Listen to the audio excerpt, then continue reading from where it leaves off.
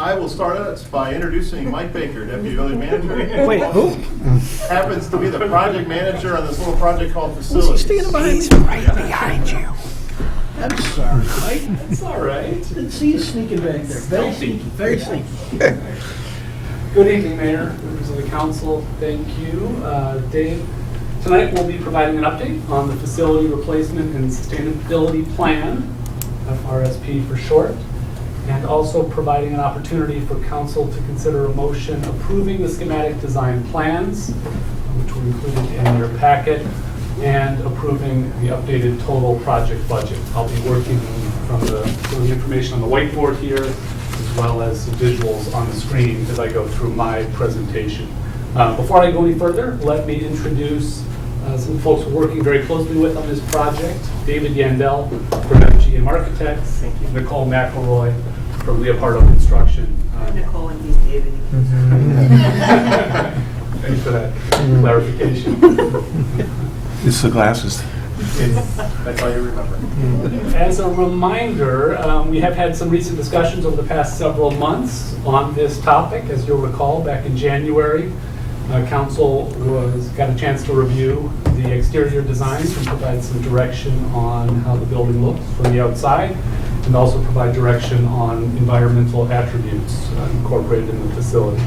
Back in November, Council direction was provided on the overall project schedule, the preliminary budget and financial plan, preliminary site plan, and exterior elevation objectives, which ultimately translated into what you saw in January. Certainly a lot of work has been completed since that time, and that's what we'll be sharing with you for the rest of the presentation. For those who are not familiar with this project, just a couple of key questions that we like to include to let people know what it is we'll be constructing as part of this plan. It includes a new police station, new village hall, offices for our partners at District 58, their administrative offices, and the site, a portion of the site will be sold ultimately to an apartment developer for construction of a new apartment building. All of this construction activity will take place on this site, on the Civic Center property that is village owned. We're scheduled to begin construction in August of this year and have that work continue for a little over 2 years through the end of 2024. We have a current total project budget of $55 million, and that's something I'll talk a little bit more about with some updated information that we have. And the village has a plan to pay for the project that includes cash on hand and issuance of bonds. That plan does not call for any increase in property taxes to pay for the project. I won't go through the schedule in detail, but as you can see, here we are right now on March 8th. A couple of procedural steps have already been taken in the last several months, and there's still quite a bit to come as we progress through the design phase and approvals, the public hearing that will take place at the Plan Commission, which is a neighborhood meeting later this month. Council will then have an opportunity as we get into the summer months to see more detailed designs and ultimately approve the guaranteed maximum price, which gets attached to the original construction management contract and represents the full contract, including the final cost estimate, and establishes the final price and budget for the project. So a lot more opportunities for council consideration of this project, but this is certainly a good check-in and opportunity to get some further direction from the council as we proceed. So with that, I thought what I would do is highlight a couple of the key points that appeared in the staff report, and then I'll also walk through the schematic design visuals on the screen that accompany these. As I said, we have a current total project budget of $55 million. Based on updated cost estimate information that we received from Leopardo Construction just in the past week ago, we are showing an updated cost estimate of $56 million. So it has increased. The staff report identifies some cost drivers that include increase in the size of the facility. You'll see that where that appears, where we're now showing 2 separate lobby spaces. There was an increase in construction costs that exceeded the escalation assumptions that we built into the original cost estimate. And we'll talk a little bit about the construction of parking along Curtis Street, which had substantially greater costs than were originally anticipated. Let's goes to the staff report here, to the site plan visuals. So this is a plan that you've seen fairly often. It hasn't changed substantially. There's been some refinement as the building detail has taken further shape, and some of the landscaping elements are now reflected in greater detail on this plan. But this reflects the original site plan. As you can see, it includes the parking along Curtis Street. Just to make sure everyone's properly oriented, we've got Washington Street up here, the railroad crossing to the north of the site. Here's the existing Village Hall building. The existing police station is right there. Those buildings will remain up and operational during construction while the new facility on the western portion of the site is constructed. So in addition to the original site plan, we included an alternate site plan that shows what would happen if the Curtis Street parking were removed. So if you pay attention to that area of the site plan visual, we went too far. You can see here the parking is removed. The sidewalk continues with a little bit of green space on either side. If we were to construct the sidewalk, the parking, to try to accommodate more parking here along Curtis Street, you have a sidewalk that essentially separates parking in the site itself with the on-street Curtis parking. The updated cost estimates that we received put the cost of construction of that parking at $1 million, approximately $1 million. So we identified that as an opportunity that would allow us to keep the project essentially on budget, staying with the original project budget of $55 million if the Curtis Street parking were removed. So we wanted to make that option available to council. As we considered other potential options for council to consider, we've had discussion of the environmental attributes, and as you'll recall, the original project estimate, $55 million, included $2.6 million of environmental enhancements beyond what the code would require. Council at the meeting back in January asked us if there were opportunities to consider further enhancements, to look for ways to do that. And so it is possible to include an additional $2.5 million of environmental enhancements into the project. We also have identified an opportunity that would allow for exploration of the burial of overhead utilities. These are utility lines that run along the railroad tracks on the north side of the site. And we could explore burial of those overhead utilities at a preliminary estimated cost of about $1.5 million. So the addition of those two would add about $4 million to the total project cost. We are in a unique position where we have funding available in the general fund due to strong revenue performance as we concluded the fiscal year to cover those additional costs. So this general fund unanticipated revenue of about $4 million will allow us to cover the costs for the additional environmental enhancements as well as the overhead utility burial. You can see it summarized in this table right here. So if these adjustments were accepted, the $56 million total project cost would be reduced by $1 million and then increased by $2.5 and $1.5 million to get to an adjusted total project cost of $59 million that would allow us to pursue additional environmental enhancements and to explore the overhead utility burial. So I'm going to proceed and walk through some of the remaining SD visuals, and then certainly open it up and allow any questions that you have of me or our representatives from FGM and we are part of as well. So So in addition to the site plans, we included a large file, a landscaping plan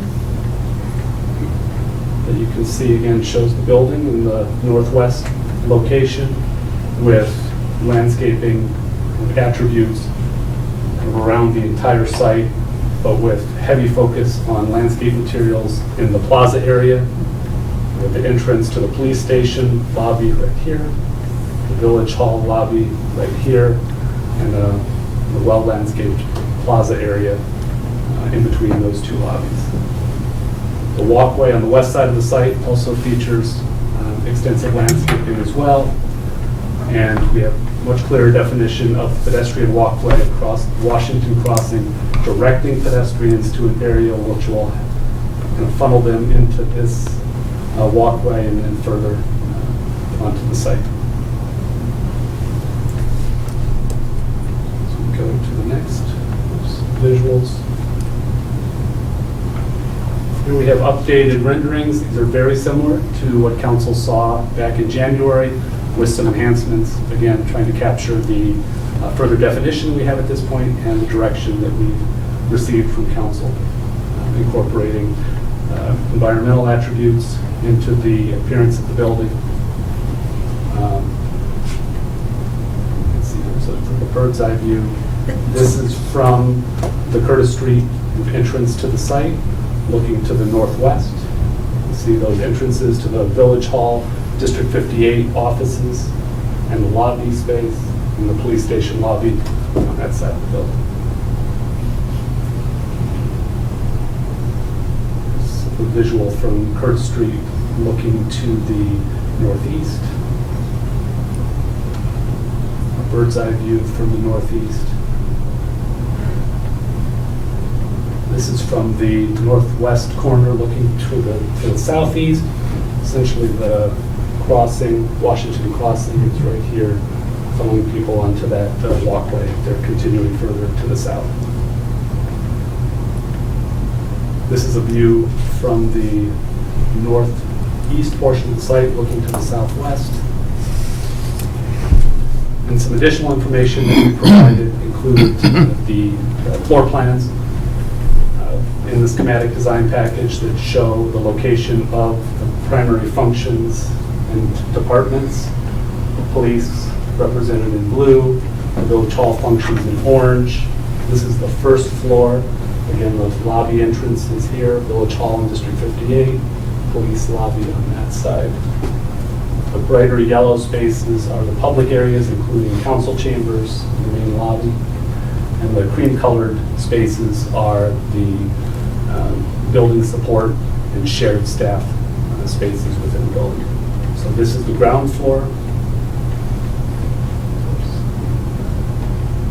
The second, go back for a second. The second floor provides lobby access that will allow customers to get to the District 58 office space area and the Village Hall administrative departments on the west side of the building. Police functions, including administration and investigations, and then space for break room, meeting rooms, and other building support spaces. And then finally, in the basement, we have space for police locker rooms, the range, and some spaces that provide fitness in the mat room, training room for police and other functions within the building for employees to access. So a very high-level explanation of the SD package materials. But again, with the assistance of David and Nicole, be happy to answer any questions you might have. Thanks, Mike. Kind of cool to see some actual drawings.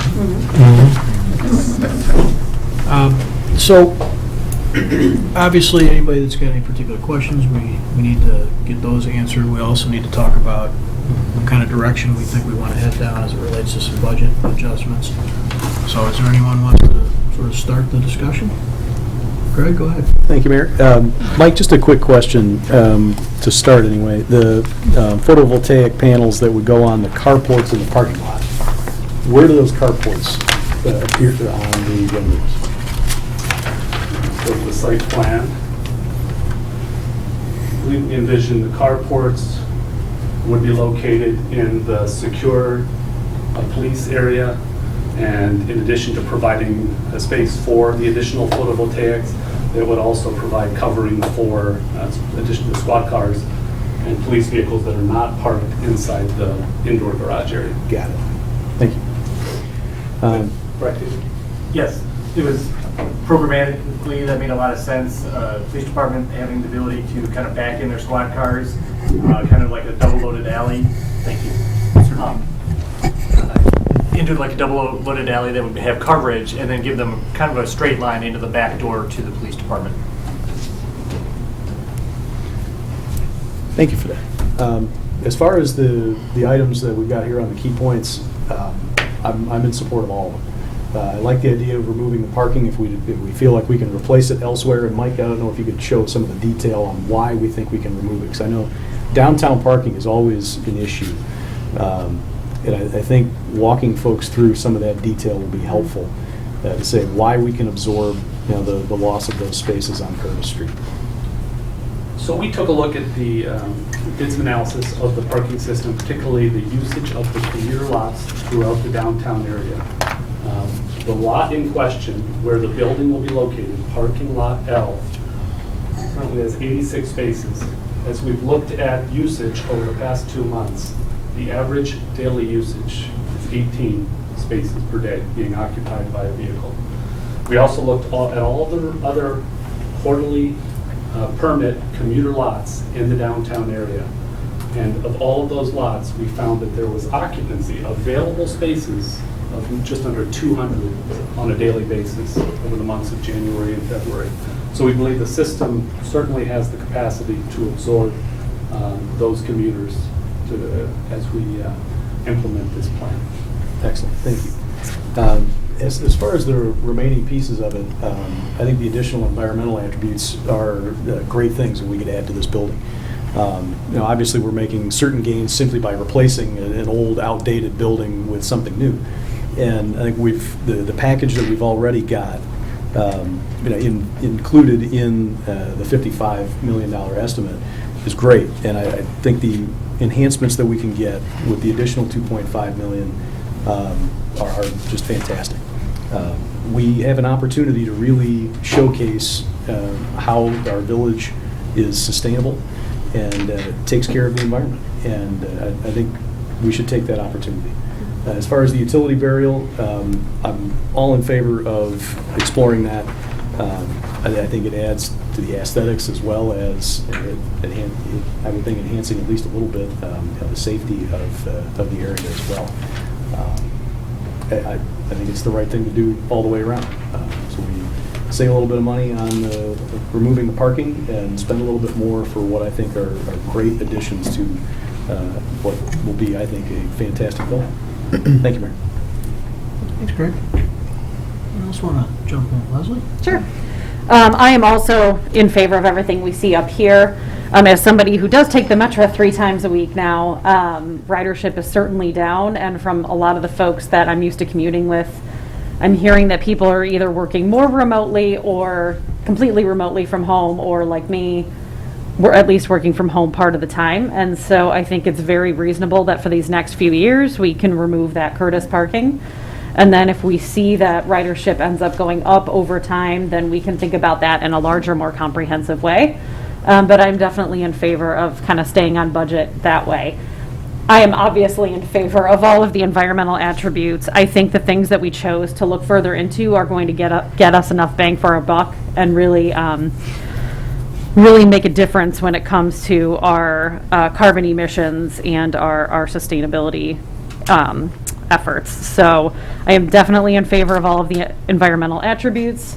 And I'm also, this is going to kind of lead to a semi-question, in favor of looking into burial of those power lines, because that does also get into the views from the train. And again, as somebody who does ride the train on a regular basis, I definitely want to make sure that even from an aesthetic standpoint, that those views from the northeast and the northwest are not just kind of plain walls. I know we talked about it a little bit last time, but just making sure it's aesthetically pleasing as people are passing by on the train, because that is often, again, the only way that folks might see Downers Grove, at least to start off with.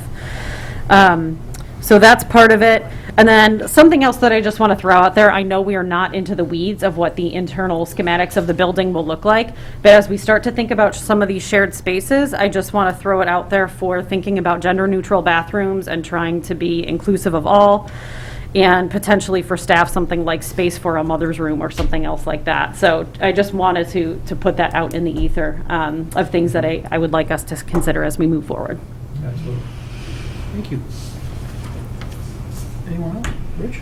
I have a question. I'm looking for an explanation of how the rainwater harvesting would work, and does that picture change if we put in permeable pavers, or will we be collecting the water, the stormwater from under the permeable pavers, or will that just be absorbed into the ground? David, I'll throw that one over to you to see if, Thank you. As you can see, we've got a fairly generous roof area, so the intent would be to capture rainwater off of the roof surfaces to fill the cisterns. That would then support the landscaped areas that you see predominantly on the south side of the site. The permeable pavers are helped to reduce the amount of runoff for the parking areas. And just as we kind of talk about further enhancing the site work and obviously increasing the amount of permeable pavers, the kind of light red that you see on the lower left-hand side is the current amount of permeable pavers on the site. The budget was for 20% of the parking areas to have it, and you can see on paper 20% sounds like a lot, but when you see it on the screen, you can see there's more room to expand that to continue to help with stormwater runoff. We've got a site that slopes pretty well from the north to the south, so kind of we chose the path, let's work the south up. Do we have any idea how much topsoil we have under our parking lots versus when we hit clay? We do. I don't know that number off the top of our heads. We've had soil borings taken throughout the site. The site will generally get stripped for a couple reasons. One, we're going to dig the big hole to build the new building, and then as we demo the two old buildings that kind of fill in the parking areas, we'll be moving soil around quite a bit to backfill those holes that are left over once the buildings are demolished. So I guess the 2 points that I'm sort of getting at is, would we have ways to collect that water and reuse it under the permeable pavers, or are we just losing that to soaking into the ground? And then the second part of the question is, are we hitting an impermeable surface pretty soon under the ground with hitting clay? So maybe I'll jump in here. As we get more and more technical and we get further along in design, that's when that level of detail will become more clear. Preliminary indications are this amount of system, the enhanced amounts would work. By the time we get to design development, we get to engineering, we'll have more ability to answer those detail level questions. Okay. And then as far as the parking on Curtis is concerned, I have a few thoughts on that. I think there are other ways we could make up that problem. I know a couple of years ago, we actually did a downtown parking study, determined we had parking sort of in the wrong place, and we were going to do some more wayfinding to let people know where that was. So I think that's something that we could get reinvigorated. Also, we have other options like the Grove Shuttle and using buses, other ways to have people park not necessarily downtown to help some of the congestion. And in some areas there's on-street parking. I know we don't allow that for commuters now, but there are other ways to solve that problem that wouldn't cost us $1 million. Regarding the overhead utilities, it was a thing that I never noticed until it was brought up in my briefing call yesterday. And now they're like the FedEx arrow. I will always seize those from this point on. So I don't know. I understand it would look a lot more aesthetically pleasing. Sort of ambivalent about that. maybe because I took the train for so many years, and that was one of the things that was ubiquitous, is you always saw all of those wires thinking, oh, they're driving all those signals all the way up and down the line. So I could go either way on that one. Anything else? Well, since you're asking. Oh, bioswales, definitely we should do that. And then anything that we may not have utilized for the building, could we apply towards next year's pension fund in lieu of having to raise taxes by $1 million or so? Property taxes? That was actually a serious question.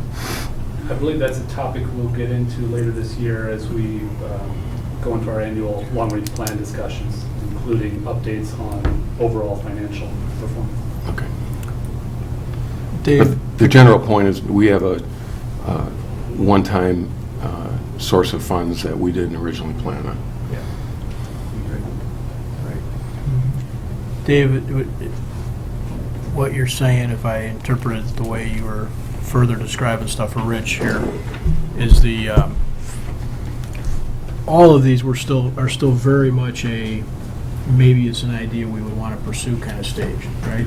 That we got enough information from the borings that we did that makes us think it's likely, and really the question is, do we want to pursue it? We still could clearly get to a point where one or more of these things didn't fit exactly right? Yes, all indications so far at this stage is that these environmental attributes will work. When we get into design development, we may find, believe it or not, that maybe there's not enough rainwater to make all of them work. Those kind of things. We'll get to that level of detail. We'll be able to answer Commissioner Colvani's question. On the broader direction here tonight, we're looking for direction and a motion on schematic design. In a handful of weeks, we'll be back with design development, and we'll have even more detail. At that point, if the numbers aren't to the council's liking, or the trade-offs or the design features, we can actually undo some of these decisions here tonight. So if the council were to vote to explore the overhead utility burial and continue with the additional attributes, it would be just that. We'll give you more information in several weeks, and then you can make a final decision at that time. If you tell us here tonight to not do those things, then we obviously won't pursue them. Could you flip over to the northeast view? The one From the northeast.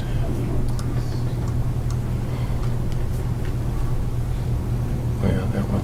Can you make that bigger? That strikes me as really looking like our back door. And I know some of it's necessary, but I don't know if there's anything that we can make it look less like that.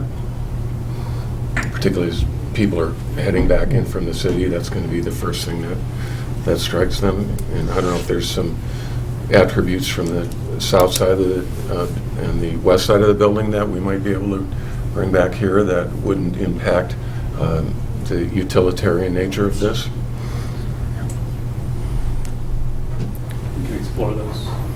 If directed, good thing our architect's here. If that's what the council says to do, we'll absolutely come back with some ideas on how we could accomplish that. Hate to spend $1.5 million to take down wires so we could look at garage doors. Right. That Yeah. kind of thing. Yeah. There's some certain realities. We got to put the garage doors somewhere. They're going to be here, but we'll take that as direction. I saw their heads nod to look at other exterior elevation enhancements to make it look less like a rear door and rear of the building.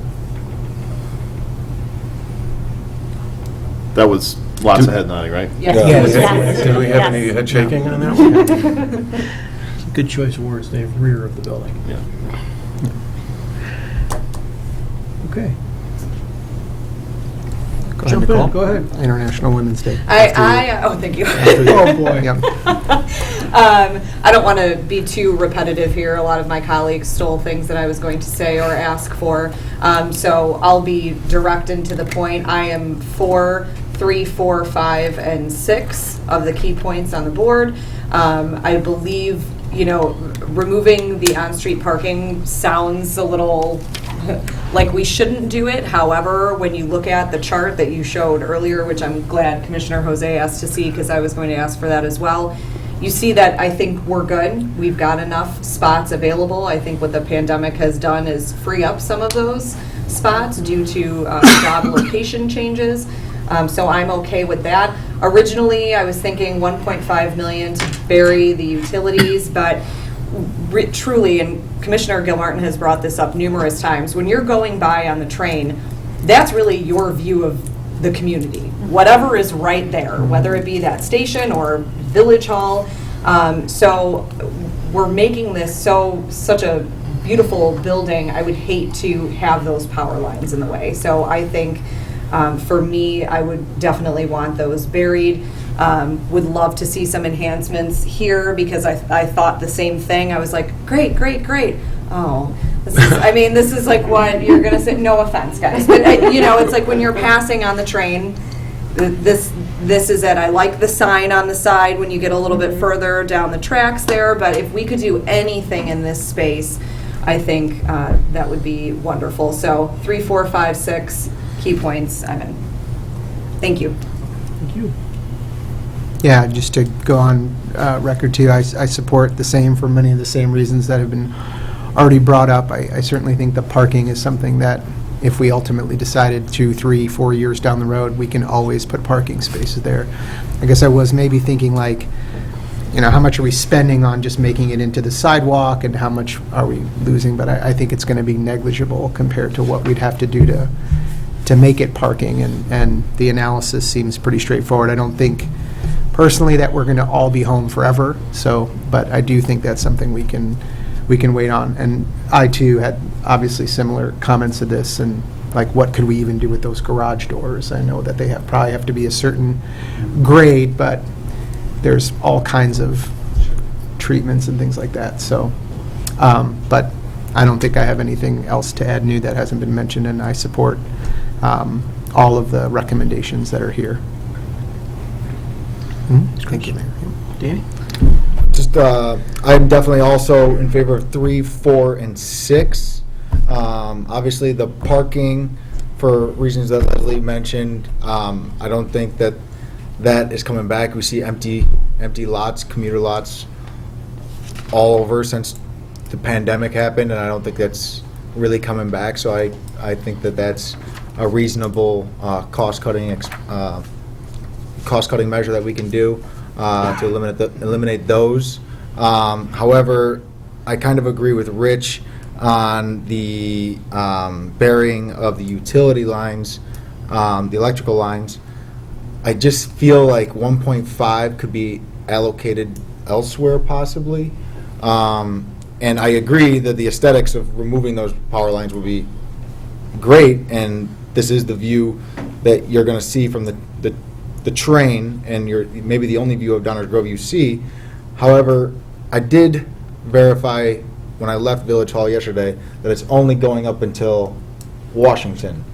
And then I went across the tracks to the Main Street lot, the commuter, the train station, and you don't see those power lines from that lot, or when you're stopped at Main Street, you see the power lines across Washington.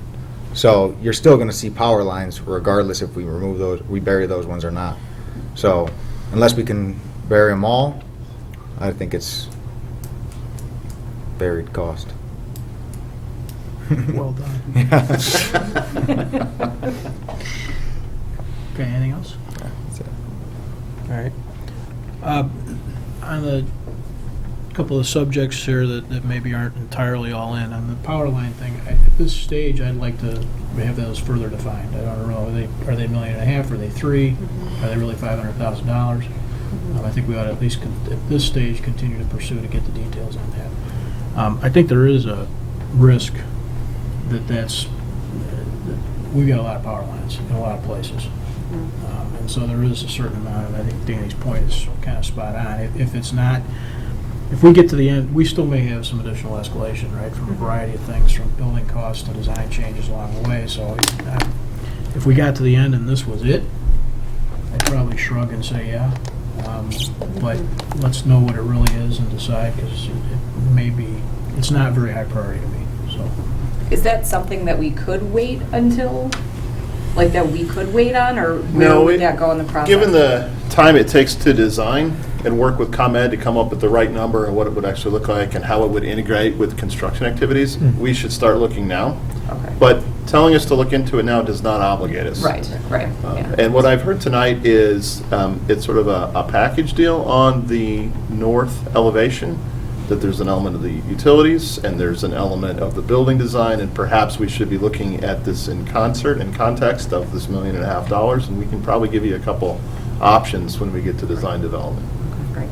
Yeah, the real driver that everybody's agreeing on is that's our front door to an awful lot of people. Mhm. Right? And so, want to be more, we'll try and improve that. On the additional environmental attributes, I'm in the same position. I want to continue to pursue that. I think those, to me, are a little bit like, not everything you do, some things you do because you think they're just the right thing to do. And they're not always pure ROI driven. If we look around the room and we look at what cars we drive, what houses we drive, what shoes we've all got on, there's some balance of value there. And for me, a big part of the value is trying to do what we think is the right thing and set an example. We're spending 50 to 60 million public dollars, and we ought to do that in what we think is the very best practice, even if maybe it isn't the lowest rent thing in the moment. So that's my mindset on that. I've got a little.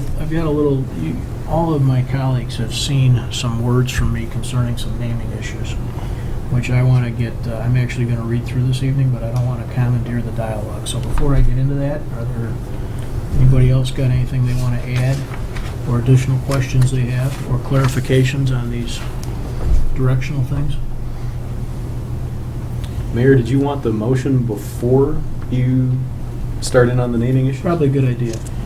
I would suggest that we work from the agenda materials here with the motion, approve schematic design plans, and approve the updated total project budget and financial plan. So just to make sure that we're clear, that would be a $59 million budget with direction to explore, to remove the on-street parking, to add in the extra environmental attributes of $2.5 million, explore the overhead utility burial, explore changes to the north exterior elevation. So if that were the motion, that would help. Everybody nodding. Yes. May I have such a motion? Yeah, that is my motion, Mayor. Second. Wow. Any further comments or questions on it? All those in favor say aye. Aye. Opposed? Clear direction for the next steps. Yes, thank you. Okay.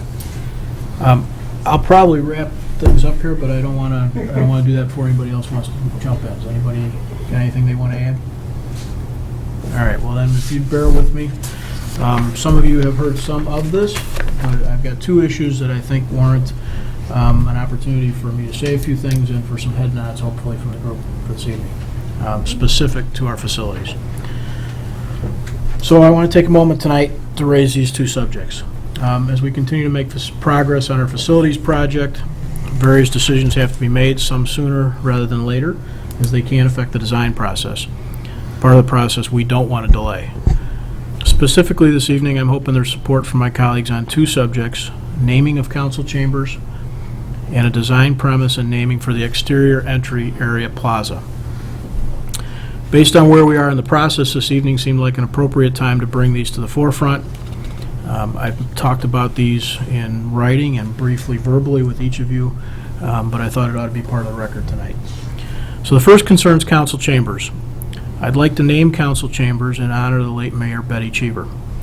Betty passed in January of 2021 and left a record of service and commitment to the community that should serve as a model for us all. Having been to business school, worked in law offices in Chicago, the State Department in D.C., and Argonne National Lab here in DuPage, in 1983 she was the first woman elected to serve as the mayor of Downers Grove. Betty was subsequently elected to 3 more terms, serving as mayor for a tenure of 16 years. During this time of growth and change within the village, she was ever mindful of the community's desire to maintain a balance between tradition and the necessity for progress. In 1985, Mayor Cheever described her approach to public service as, you have to listen very carefully to what people say, then approach the problems by saying, how can you do what they want? And if you can't do what they want, you have to have a process to resolve the situation in a way that people feel they're getting a fair shake. Betty also said her goals were to ensure openness of government and work on problems methodically. Listening, methodical approach is a fair shake. It's sound guidance for all leaders of our community now and in the future as well. Although she was first elected mayor in 1983, her appreciation for the value and importance of resident input were honed by a long-standing commitment to civic life. In 1975, prior to serving as mayor, Betty Cheever was elected the first woman to serve as village commissioner, having served on the Plan Commission for 8 years prior. From Plan Commission through council member to mayor, Betty served our community for 32 years. Throughout her capacity, she participated in a variety of activities for the betterment of the community, including service on the Board of Police and Fire Commissioners, the Forum to address cultural activities, total community development, and she chaired the Heritage Festival. But Betty's service went beyond Downers Grove as well. Betty served on the DuPage Water Commission and served as president of the DuPage Mayors and Managers Conference. Additionally, she served as president of the Downers Grove Woodridge League of Women Voters from 69 to 73, and she was a member of the Illinois League of Women Voters from 74 to 77. Betty was a tireless voting rights advocate, proponent of citizen involvement and community service, and would go on to continue registering voters well into retirement.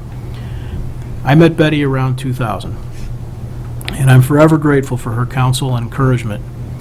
Betty was one of the most even-keeled folks I've ever encountered in politics, and her no-nonsense honesty and candor were refreshing and inspiring. During Betty's tenure as mayor, the village moved to Lake Michigan Water, partnered on the establishment of Lyman Woods, conducted the TCD planning processes, and established our downtown TIF. Frankly, much of what we hold dear to our village today is a function of the more than 3 decades of stewardship and leadership Betty gave to Downers Grove. She was, in every sense, a servant leader. So I'd like to name our new Chambers area Betty Cheever Chambers. The second item concerns Village Hall's entry plaza. I'd like to name that plaza to the entry of Village Hall in memory of Israel Blackburn. Israel Blackburn was born into slavery in Kentucky around 1818, ultimately freed by Lincoln's Emancipation Proclamation. However, it was not that straightforward for our brothers kept as slaves. In 1864, Israel was no longer a young man, no longer able to do the hard work of a plantation, and giving him to the United States government in 1864 to enlist in the Union Army was profitable for plantation owner John Bowman. Section 24 of the Slave Compensation Act of 1864 entitled Loyal Slave Owners in Border States where slavery was still legal after the Emancipation Proclamation to be compensated for the loss if they enlisted. Process that for a minute. Giving a human being to the government for military service was profitable by law. Israel served in the Civil War and was a member of the 124th United States Colored Infantry, where he achieved the rank of First Sergeant in the Union Army. Israel Blackburn moved to Downers Grove at the end of the Civil War and became friends with avid abolitionist Israel Blodgett and Samuel Curtis. Curtis eventually sold Blackburn several acres of land on the site that is now owned by the First Congregational Church on Curtis Street.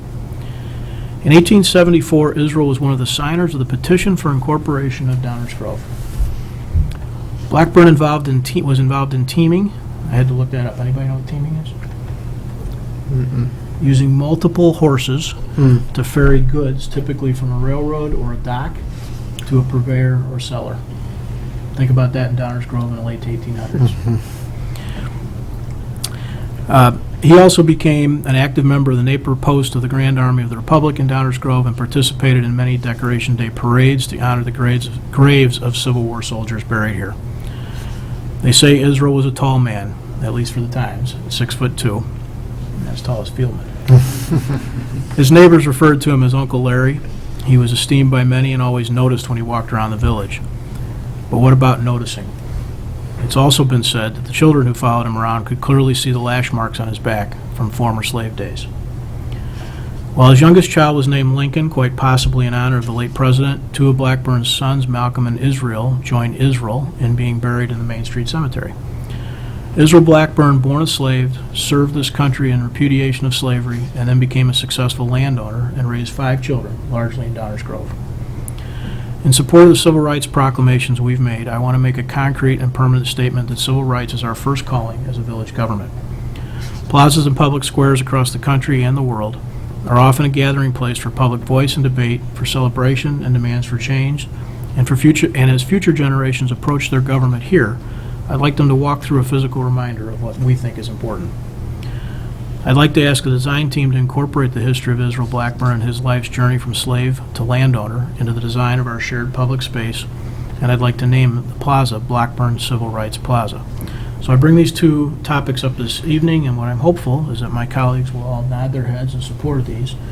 But importantly, if that's the case, I wanted their design team to hear it, know it, and have an opportunity to incorporate it. So thank you for the indulgence this evening. If you feel like that's good stuff, nod your head. Dave will take notes. And certainly I'm happy to talk about any of this either here or later at any time. But this building is an important part of our community way beyond anybody sitting at this table. So it's an opportunity for us to do a lot of things, whether it's set a standard for environmental attributes or deliver a message to what we think is important. So, thank you all.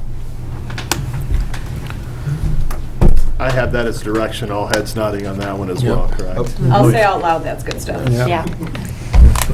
Makes me really proud to be a part of this team. And so let's take a minute to acknowledge the team that's working on this. Our team is led by our project manager, Mike Baker.